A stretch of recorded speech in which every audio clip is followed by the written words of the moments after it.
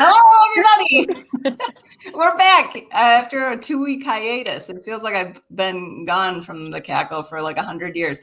I'm super excited today. So all of the shopkeeping first. So welcome to another episode of the Cackle. And this is where we meet with Midwest changemakers and connect the dots between economic trends and the lived experiences of people navigating them. Today, I'm super excited because we're going to be talking a lot about our newest Detroit Entrepreneurial Ecosystem report that we just released a couple weeks ago. And I'm Emily Heinz. I'm the founder and managing director of Entry Point. And at Entry Point, we partner with economic development organizations and nonprofits to foster inclusive and vibrant communities across the Midwest through research and community-focused programming.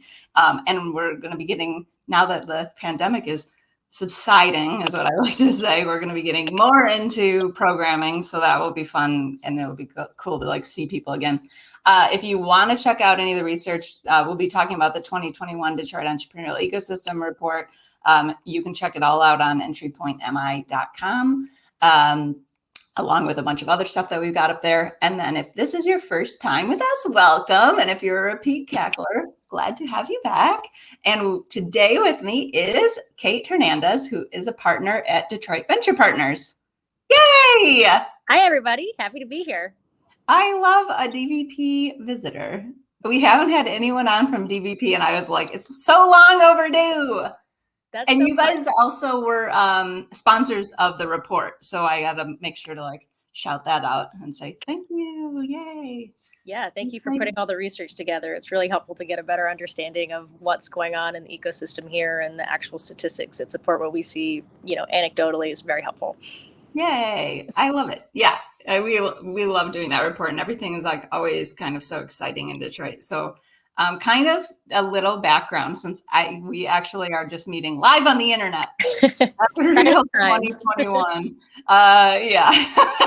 I'm like, oh my gosh, she just is newer. But now I say newer, but you've been at DVP for like a year and a half now. Yeah. So talk a little bit about like what led to your current role, your background, like where you came from, all of that. Sure. So I was born and raised in LA. I went to college on the East Coast. I studied, history and science. And then naturally afterwards went into a career in banking in New York. Makes a ton of sense. And I was there for a little while in a credit group. Wasn't crazy about it, so I left relatively soon. And then I moved back to LA and started my own company in the fintech space that was focused on lending to recent immigrants from Mexico who were looking to start their own businesses. I worked on that for about a year and a half, learned a ton. One of the things I learned was that I was 22 years old. There were a lot of things I didn't know, so I did decide to go back to grad school for law school and business. And I had a little bit of time after I got accepted before I started and was deciding what to do. And so at that point, born in LA, worked in New York, gone to school in Boston.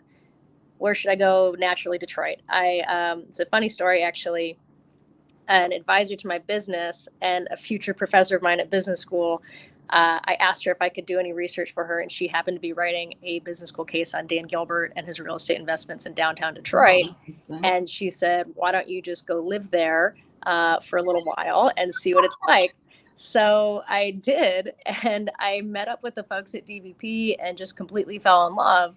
It was my first introduction into venture capital proper. Loved that as an industry and went back to grad school. And for 4 years, I talked about Detroit like I was born and raised there. That's cool. And DVP 2015 too. I'm trying to think. You guys are doing like demo days, and like there's like a lot of like really cool, fun, like I feel like fun, like kicking up the ecosystem and like doing a lot of like really cool. Like my fangirl heart was very excited about 2015 DVP. The most fun part, DVP 2015, StockX was two people in like a closet with a bunch of sneakers, with this idea that nobody quite understood except for Dan Gilbert, and now it's grown into this big thing.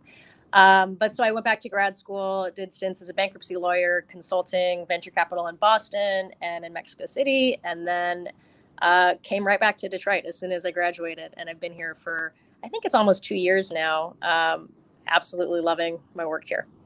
Man. And I think you were at Cue Ball Capital in That's right. Boston, and I visited there, and I was like trying to be like, I wonder if we were like ships in the night, because I like visited your office, and I was like, man, that's so nice over there. And I almost wonder if like Jared was like, oh, we know somebody that's there, and that's how.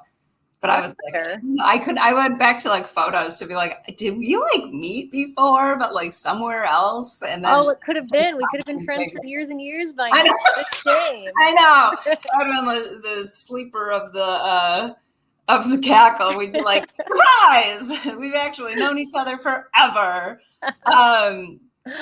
Yeah, that's so cool. I feel like, are your parents like, man, you're moving all around and not being in LA? Because I feel like people who are born and raised in LA really like themselves some LA. Yeah. Yeah, my parents were very surprised when I told them that I was moving to Detroit the first time. But by the time I told them I was moving back the second time, they were absolutely expecting it. I hadn't stopped talking about Detroit for 7 years or however long it had been. So they were like, but the water and the weather here is much nicer. The lakes and that little portion in the summer where it's nice and not raining. That's good. Yeah, that's really good. I know. I'm like, we're in it like right now. Today's nice. Got a good day.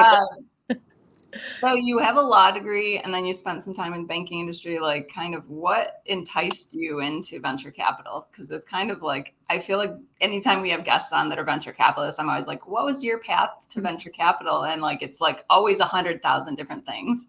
Yeah, I feel like it is one of those industries where nobody has the same path. For me, I took very speedy detours through corporate law and banking. And my favorite part of both of those jobs was getting to know the companies that we were working on, like who was raising debt, why are these companies merging, who are the people behind all of these decisions. And I thought that was fascinating. But in those roles, you're sort of, a couple steps removed.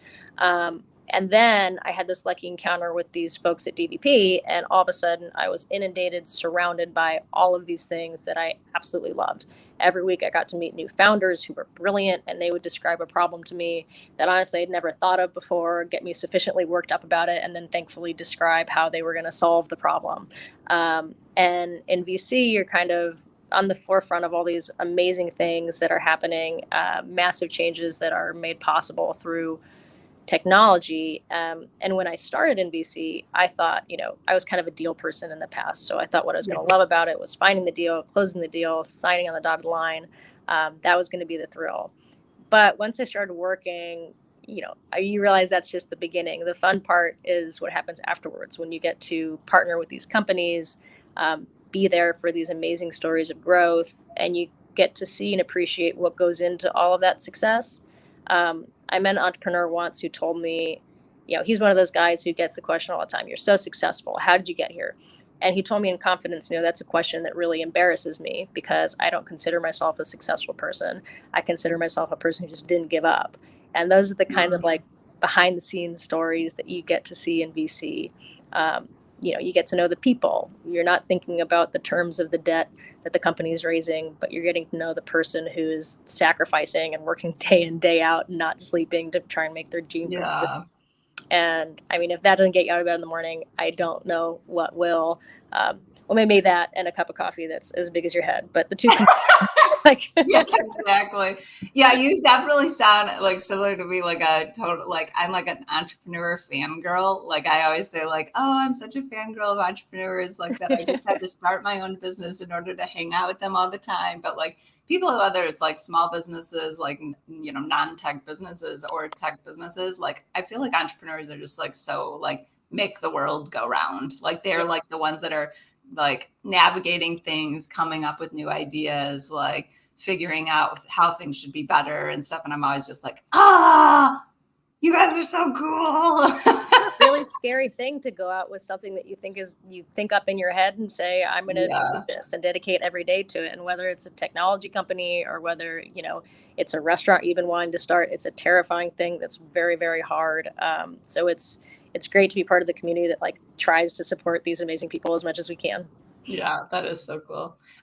So in the research report that we just released on Detroit, we found that there were 38 active venture-backed startups. There are a ton more that aren't necessarily venture-backed or angel-backed or kind of financed a different way. So I don't want to like people are only 38. Like there's a whole ecosystem going on. So they raised an aggregate of $806 million. And then this is a over 300% increase in total capital raised over the last 7 years that we've been doing this research. And I thought it was kind of interesting. Like I was trying to like reflect back to like 7 years ago when I first started doing it. And like the first like 3 years, it was like every year there was like this huge grouping of new companies coming into the ecosystem. And like, then I feel like over the last like 3 or 4 years, there's been kind of like, almost like a density happening where it's like they've gotten to like this point where there are like new companies coming in, but there are these companies that now are like scaling pretty successfully. So like, what do you feel like that trend says about like the Detroit entrepreneurial ecosystem as a whole? Yeah. I think it's a positive trend. Those numbers are, again, great to look at.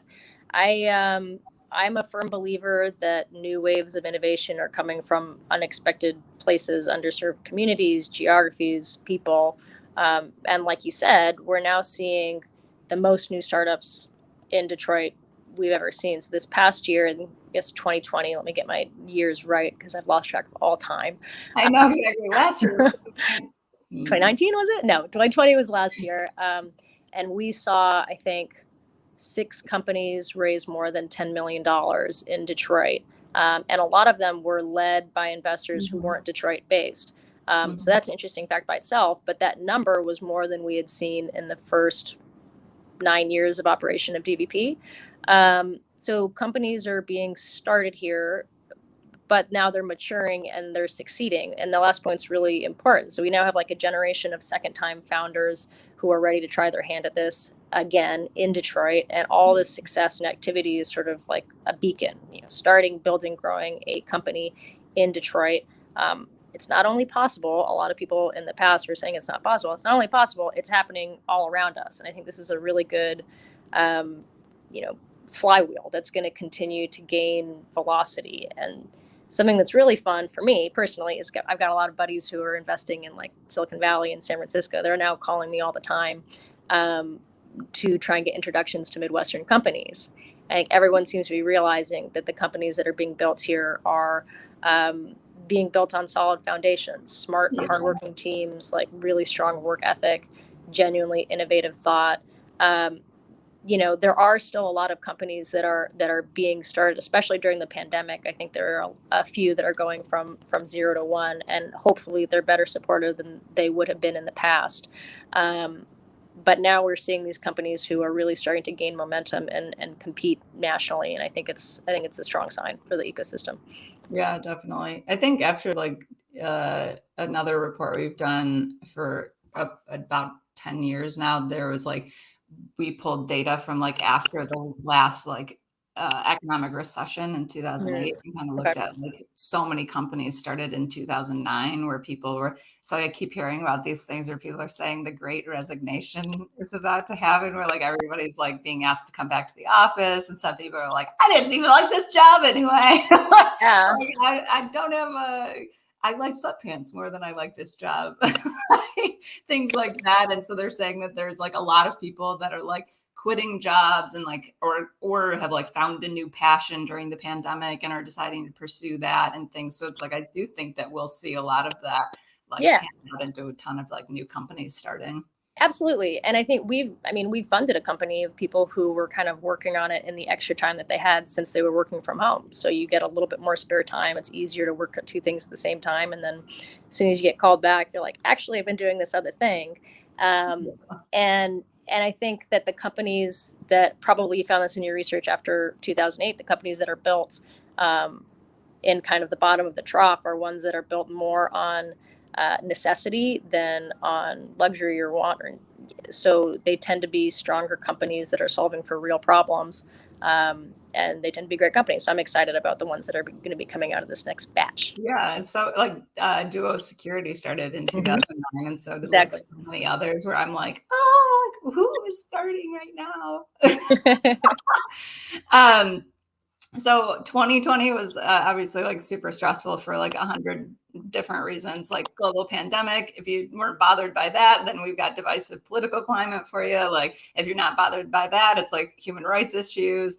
There's like so many things to just keep you up at night.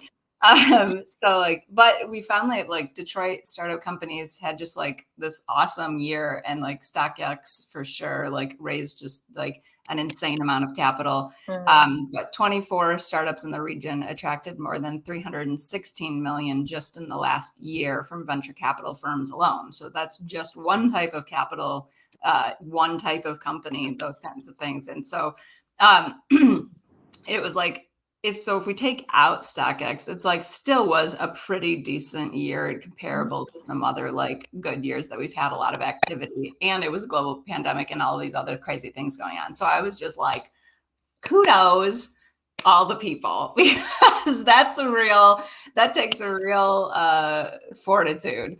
How do you think the tech community in Detroit was kind of impacted by this last year? And like, do you think we'll see things take off after this year, stay about the same, like struggle a bit? Like, how do you think like the recovery from all of this will be?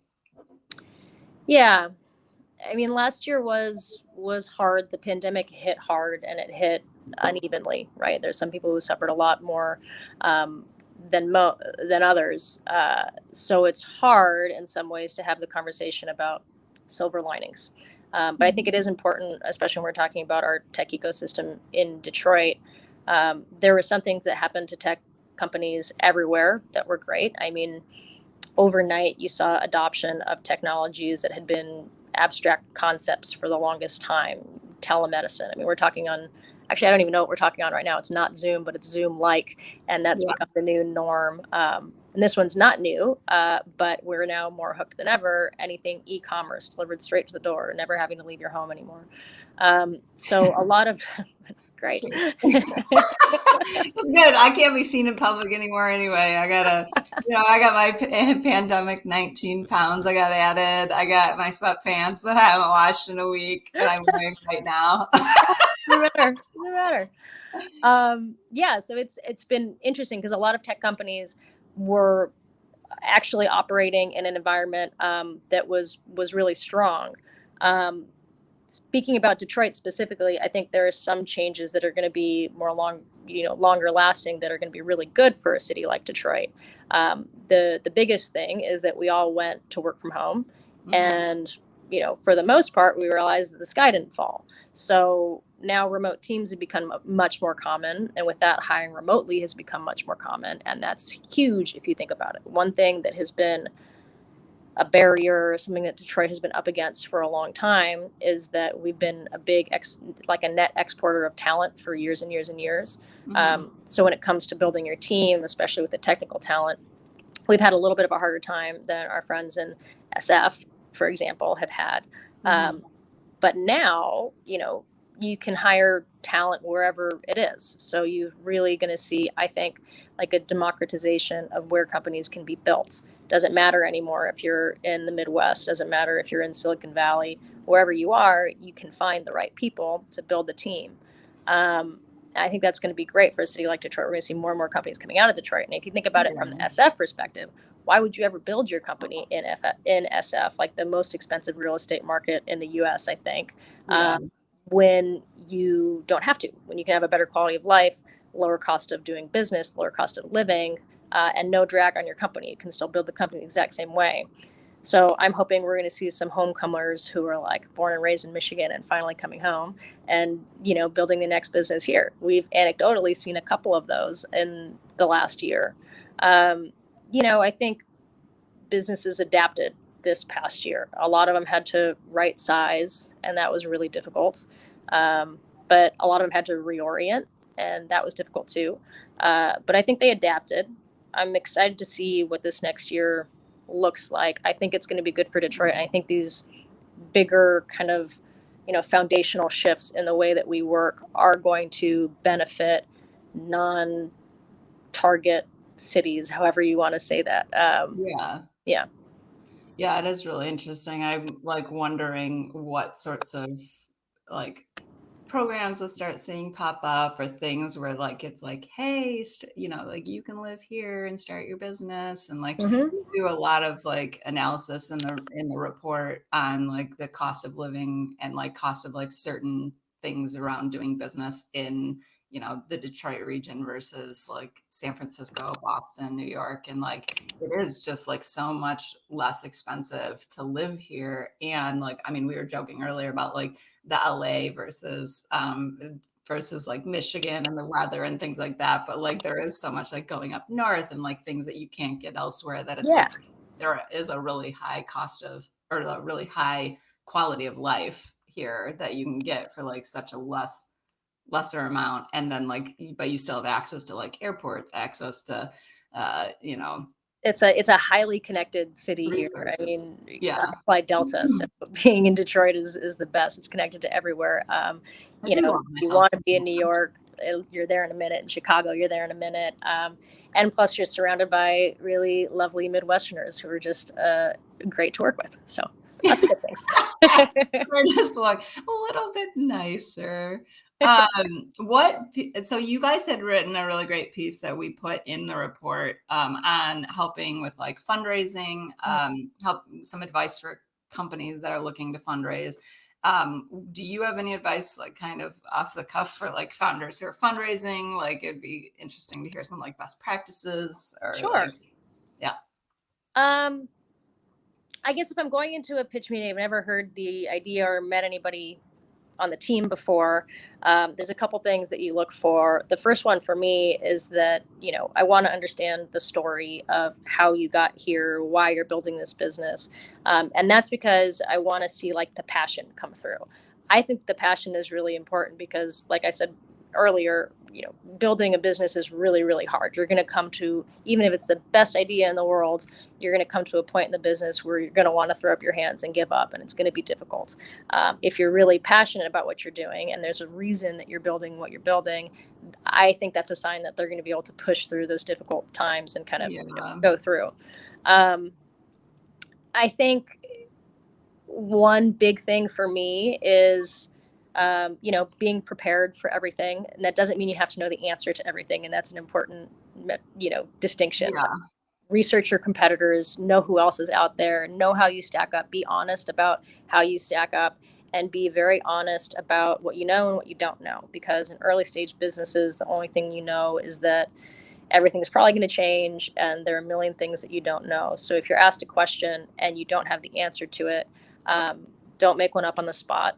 Be upfront about that. And I think that those are actually really great opportunities for you to get a piece of advice from the people that you're fundraising from, who might have seen a similar type of situation come up in the past. When you're pitching, pay attention to the questions that people are asking, because they'll be zooming in on certain parts of your business. And whether you get funding from them or you get some funding from somewhere else, like if you can pay attention to where people are zooming in, maybe you can tailor the pitch, or maybe you can augment some information, or maybe you can just understand like what's clicking with people and what's not. And then the other big piece of advice that I have, before you start like fundraising, go and meet a bunch of people and talk about your idea and ask for advice. The phrase that everybody throws around is like, ask for funding and get advice, ask for advice and get funding. Approach VCs as like, hey, I'm working on this idea. What do you think? What's your advice? We love companies and we love having those conversations. So we're happy to have them. And then that way, when you do get to the point of actually needing money, it's not a new conversation. It's not a new relationship. It's something that the VC feels sort of invested in because they've been helping you out along the way. And always ask for feedback afterwards too. The nice VCs will give it to you. Yeah. I mean, like I had not told you about this question, but just a random thought I had is, how would you go about, like we talk a lot about internally, like how people are able to enter the ecosystem and like what pathways there are for people who maybe like don't have like aren't that familiar with venture capital. And like, since there's not like, oh yeah, go to school and get this degree and then you become a venture capitalist, like there is like an accountant or something like that. Like, you're an accountant now. Congratulations. You took that test. I'm an accountant as well. I joke. Here you go. But like, so it's like pathways for people to be able to get into it. Like, how are you kind of like during a pandemic, you're moving to a place that you haven't been before? Like, how are you kind of meeting people and getting into the ecosystem? Luckily, I did have some time here prior to the pandemic to meet people in person, or you can, go to startup happy hours and just get yourself into the mix. Cold outreach on LinkedIn sometimes works. Yeah, I think it's just about making yourself available, being open to a lot of conversations that don't necessarily have an end goal, just meeting people and kind of being willing to share. Always having an eye towards making connections that might be helpful for your friends, and then people hopefully do it in return. It's a weird industry because it's, for whatever reason, people think that you don't know how to do venture capital until you've done venture capital, and it keeps it kind of closed. There's nothing special about venture capital that would make that true. So I think just reach out to people, ask questions, look for opportunities. Yeah. Try and be friendly. I don't know. Yeah, I do think it seems like, I mean, I'm an extreme extrovert, so it's hard for me to imagine a situation like a very extreme extrovert. So I'm like, I don't know what you would. It's just so easy. You just talk to everyone. Like, yeah. But I used to take the approach like when I was first sort of transitioning. I was similar to you, how you were saying like, yeah. And then I was in this role, and I was like, this is the new worst day every day. Is me in public accounting, and so did everyone around me agreed. Yes. They're like, yeah, if you could just go away, that would be great. But the I mean, it wasn't really that. That was self-deprecating humor. But I feel like in the beginning, when I was first sort of transitioning out of accounting and like into the entrepreneurial community, like I would just try to go to everything I could, because like people they don't, until you're like kind of ingrained in the community, like people aren't like offering a constant hand, like to be like, welcome to this group. I'll come with you to this, like blah, blah, blah. So it's like, you do just have to like show up to every single thing and like, have. Yeah. And I think the mindset that helps with that is that there is going to be the majority of people at that event who are also doing the exact same thing. Not everybody is there by invitation because they belong there and they're there with a big group of people. Everybody's there to meet everybody else. And it's a very social world. So, Facebook, there's lots of stuff that goes on. You guys will throw events, we'll throw events. Just come to them by yourself, put on a name tag and say hi. Yeah, I love that. And so what's on the horizon for you personally, professionally? Like, what's going on in the next year? Well, the big personal thing is I'm getting married in October, so that's very exciting. Yay. I know we talked about it beforehand. You're having a very large wedding. I won't out your whole wedding size, but I was like, I'll just sneak in and no one will ever see me. I got brown hair, so they'll be like, perfect. You must be here. No, it's funny. I'm getting married in Mexico City, and the tradition there is just to have these massive weddings. The other piece of that tradition is that you keep a few tables open for wedding crashers. It's like rude not to like allow people to crash your wedding and feed them and like give them drinks. So, yeah, you're welcome. Yay! That is so cool. I love that. That's like a really awesome like thing to like add tables to just be like, oh yeah, people can come and like be more welcoming. That's like my wedding was the exact opposite. I was like, we had 65 people. Well, I got married when I was like, 22 or something. But like we were like, there's only 65 people, and if you're not in a serious relationship longer than 6 months, you're not invited. Yeah. But yeah. And then professionally, what are you looking forward to? Professionally, we've been having a fun time over the past couple of years, sort of defining and redefining what DVP's role is in the community, outside of the community. I think our role inside of Detroit has been fairly constant, and we just want to do everything we can to support the ecosystem. We're now thinking a little bit more broadly. We were originally a fund where Dan Gilbert was our anchor investor, and we converted just to a family office. So we're investing on his behalf now, which is why Detroit makes so much sense. I've never met somebody who's so personally, genuinely, invested in the city. But we're also thinking about where are the other areas where we think we can win, whether it's because of Dan or anything in the Rocket companies, sort of vertically integrated real estate, financial platforms, the Cavs, a lot of stuff around sports technology. So we're expanding a little outside of Detroit and looking at deals where we think that there's a reason to win, like that the founder would meet us and say, we'd prefer you than whatever XYZ Silicon Valley money, because we think we can be helpful. And it tends to work out well because those are companies where we can actually be helpful and try to provide sort of a hockey stick moment for the company. So we're doubling down on a lot of these areas that we have a little bit of a leg up on, deploying a lot more capital, and really just getting to work. We took stock during the pandemic a lot, and we slowed down a little bit, and we were able to really think about what we want to be doing and how we want to be doing it. We finally built the team that's like ready to go, and now we've already had our busiest year that we've had in 3. So yeah, that's awesome. Look forward to. Yeah, I'm excited to see everything that's like coming out now that we're all sort of out there again. And then I've like been such a big fan of DVP, and like thank you guys again for supporting our research. It's so exciting. And I also just feel like you guys always have like the best people. Like Kate is no exception. I like Karen, Jared, like the whole team. Like you guys have like such cool like vibrancy and like like passion for the community and for what you're doing and stuff. And it's not just a finance job. Yeah. So I love to see that. And so it's really big cool. reason why I'm back is the team and the passion that's there. So so I'm happy to be back in the office. We're having the most fun ever seeing each other in person again. Yeah, I bet. I'm like, maybe I'll just come hang out there sometime. Now I'm crashing your wedding, your workplace. You're gonna be like, I didn't know being on the Cackle meant that like we were best friends, but it does. No. Well, we should have been best friends from back in cue ball. Like I know. Make up for lost time, Emily. So ridiculous.